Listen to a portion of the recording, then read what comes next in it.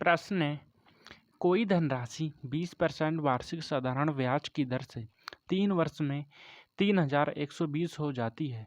उसी धनराशि पर उसी दर से 1 वर्ष का साधारण ब्याज क्या होगा? ये रहे आपके सारे ऑप्शंस। अब इस प्रश्न को कैसे हल किया जाता है तो आइए समझते हैं। तो प्रश्न में कहा है कि कोई धनराशि 20% वार्षिक मतलब आर दिया है, ठीक है, कितना 20%, जिसको हम 1/5 लिख सकते हैं, ठीक है, वरना इसको ऐसे ही रहने देते हैं 20%। हमें टाइम दिया है कितना 3 वर्ष का, और धनराशि जो है इतनी हो जाती है। इसका मतलब क्या हुआ कि हमें ए दिया है 3120, ए मतलब मिश्र धन, ठीक है, जो अमाउंट टोटल लास्ट में हम लौटाते हैं ब्याज लेने के बाद, और पी हमें निकालना है मतलब मूलधन, ठीक है। तो इसमें हम फॉर्मूला लगा देंगे, कौन सा, PRT/100 और प्लस में पी, ठीक, किसका, टोटल अमाउंट का मतलब मिश्र धन का फॉर्मूला लगा देंगे। और वो क्या होता है, चलो मैं फॉर्मूला लिख देता हूँ पहले, ठीक है, PRT/100 प्लस में पी और बराबर में कितना, ए। ये फॉर्मूला होता है ए का, ठीक है, ए मतलब टोटल अमाउंट या फिर उसे मिश्र धन कहते हैं।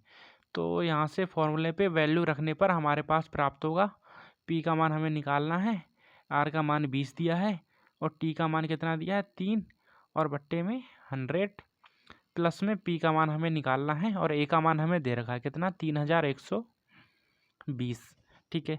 यहाँ से 20 से कैंसिल होगा, नीचे आ जाएगा कितना 5, ठीक।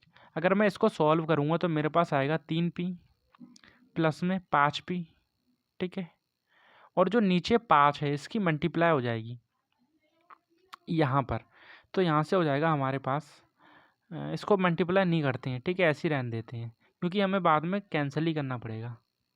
मैंने पहले इसको सॉल्व किया, ठीक है, इस वाले पद को, इसकी मल्टीप्लाई पी में करके, ठीक, उसके बाद जो नीचे 5 बचा था इसकी मल्टीप्लाई यहाँ कर दी, मतलब 5 को उस साइड ले गया, ठीक है ना, समझ में आया। अब इसको आगे सॉल्व करते हैं, कलर चेंज कर लेता हूँ। यहाँ से हो जाएगा 5 3 में 8P और बराबर में सेम वैल्यू, ठीक है, मल्टीप्लाई में 5, इसको 8 से कैंसिल करते हैं। तो क्या ये 8 से कैंसिल हो जाएगा, रुक जो 4 से करते हैं पहले, 4 से हो जाएगा 4 दूनी में 8, ठीक है, 4 सत्ते में 28, कितना बचा 3, 4 अट्ठे में 32 हो गया पूरा पूरा। इसको 2 से कर देते हैं, 2 दूनी में 2 तिया में 6, ठीक है, 1 बचा 2 नी में 18 और मल्टीप्लाई में 5। यहाँ से वैल्यू आ जाएगी पी की 0, 5 नीम कितना होता है 45, हासिल लगे 4, 5 तिया 15, 15 4 19, तो पी का मान हमारे पास कितना आया 1950।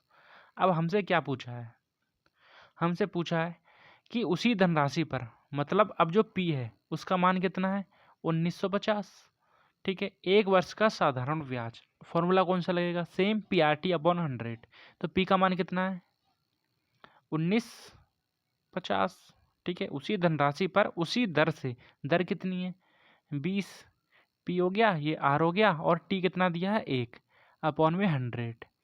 ये क्या होता है SI का फॉर्मूला, मतलब साधारण ब्याज निकालने का फॉर्मूला, ठीक है। अब इसको सॉल्व कर देंगे, हमारा आंसर डायरेक्ट यहीं पर आ जाएगा, 0 से 0, 0 से 0 कैंसल, 5 दूनी 10 का 0, हासिल लगा 1, 9 दूनी 18 और 1 19, 2 एकम 2 और 1 3, कितना आया 390। ऑप्शन नंबर 2 हमारा राइट और करेक्ट आंसर हो जाएगा, ठीक है। समझ में आया ना, इसको 2 स्टेप में सॉल्व करना था, ठीक, धन्यवाद।